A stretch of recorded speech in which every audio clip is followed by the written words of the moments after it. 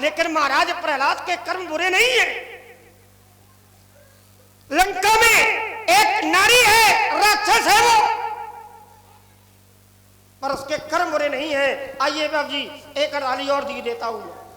बेटा पहुंच गए, देखो अच्छी बात पर पहुंचोगे हमें पता है, पर बोल जाते हो धोखे में। ये पता नहीं लगा पाते हो क्या बोलना है क्या नहीं बोलना है। अभी बता रहा हूं। आइए क्या है?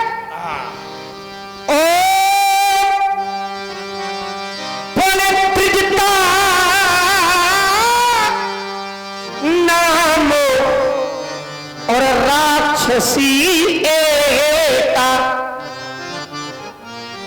करती क्या है? राम चरण रति। किसके चरणों में रति है? निपुण विवेका। किसके चरणों में है रति? राम जी के। लेकिन है कौन? है राक्षस। ये आवश्यक नहीं है। संसार में बहुत से ऐसे राक्षस हुए जो बड़े प्रतापी भगवान के भक्त निकले, उनके कर्म बुरे नहीं है। तो ये आवश्यक नहीं है कि तुम्हारी हर बात सही हो जाए। सिद्धांतों को भी समझा करिए। आवश्यक ये नहीं है कि निश्चर कुल में जन्म लेने वाला हर व्यक्ति बुरा ही होगा। वही सिद्धांत प्रहलाद जी के लिए। अब देखो एक बात तुमने और कही, उसको भी हम देखे लेते हैं। आपने कहा कि प्रहलाद जी का जन्म नारद जी के आश्रम में हुआ। देखो पहली बात तो नारद का कोई आश्रम नहीं है। ऐसे लड़का पैदा हुए एक आधे आश्रम नहीं है आज तक जीवन में। हाँ देखो सबका आश्रम तुम्हें मिलेगा, और नारद एक ऐसा अद्भुत भगवान नारद एक ऐसे महापुरुष है जिनका कोई आश्रम नहीं है। जैसे देखो मैं जोड़ी भी दे रहा हूं, सच्चाई जो है वो छिपती नहीं है। सत्य परेशान हो सकता है पर पराजित पर्याप्त साजित ना करो। आओ, नारद का आश्रम क्यों नहीं है? हो तो बताना। नारद का आश्रम इसलिए नहीं है क्योंकि नारद एक जगह पर कहीं, देखो हमें आधी बात बोलनी होती है, आधी लोग बता देते हैं क्योंकि सत्य है। तो नारद जी को अच्छा क्यों नहीं रुकेंगे? क्यों नहीं रुकेंगे? और आपने कहा कि गर्भ में ज्ञान दे दिया गया। ज्ञान देने के लिए चाहिए समय, और नारद जी को यह श्राप दिया था राजा दक्ष ने कि तुम 2 क्षण से ज्यादा कहीं रुक ही नहीं सकते हो। तैयारी है? तैयारी तो जाने कब से चल रही। अब हो गई बात, मिले हो गई। आयो रुक जाओ, तुम इतनी देर बोलते हो। अब देखो अभी तुमने अब पीछे लग रहा, पीछे लग रहा नहीं तो उत्तर तत्काल उत्तर देना। रुक जाओ, लेकिन थोड़ी बात बन तो जाने दे। हाँ बना ले। और जब बात हम बना करके रखेंगे नहीं तो उत्तर तुम क्या करोगे? इतने में ही कट जाएगी। इतने में ही बात अच्छी आती है तो अब तुम भड़बड़ा रहे हो कि हम ना ना ना ना ना। तो ईमानदारी की बात ये है। भड़बड़ाना तो कमजोरी है। हमारे अंदर कमजोरी है ही नहीं है। तत्काल ले नहीं, तुम देते तो तत्काल। हाँ तत्काल ले देना भी चाहिए।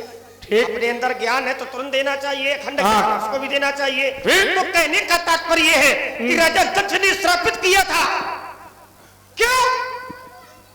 क्यों श्रापित किया था? क्योंकि राजा दक्ष के पुत्रों को नारद जी देते थे ज्ञान, तो राजा दक्ष के सभी पुत्र साधु प्रवृत्ति के हो रहे थे। राजा दक्ष को यह बात पता चली तो बोले ये पूरा परिवार का परिवार साधु बना देगा। तो राजा दक्ष चतुर, दक्ष माने चतुर, राजा दक्ष को क्रोध आ गया, श्राप दे दिया। और क्रोध में आकर के नारद जी को यह श्राप दिया था कि तुम 2 क्षण से ज्यादा कहीं नहीं रुक सकते हो। इसलिए नारद जी का कोई आश्रम नहीं है।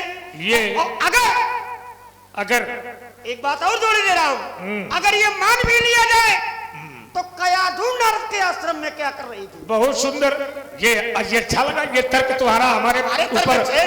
तो कयाधु आश्रम में, अब देखो तुमने ये नियम लगाया, एक तो तुम स्वीकार भी कर रहे हो कि कयाधु नारद के आश्रम में क्या कर रही थी। मैंने रुक जाओ, मैंने पूछा कि अगर नारद जी के आश्रम में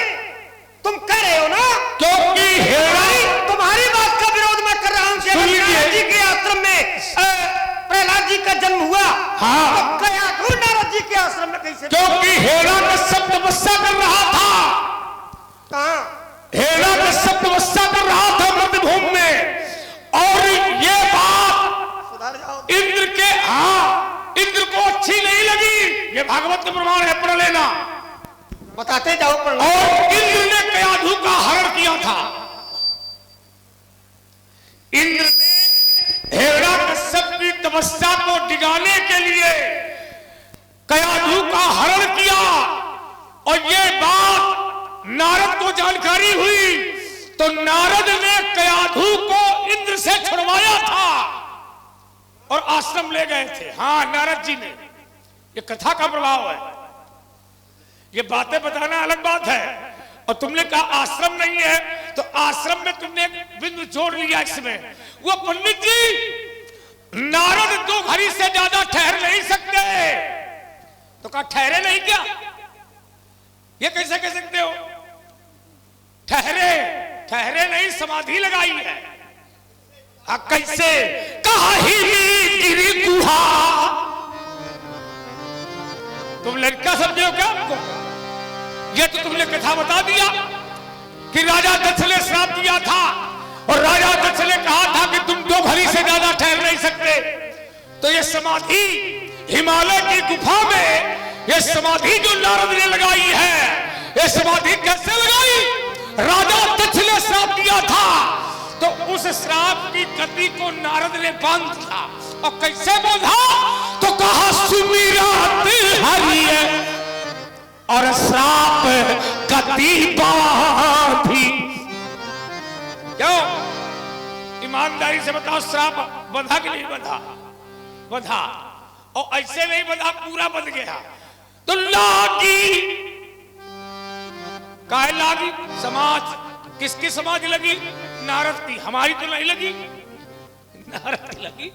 तो ये अब देखिए, यहां से काम का चरित्र शुरू हो जाएगा। आगे अगर कथा आप कहेंगे, क्योंकि काम भी आया है ना।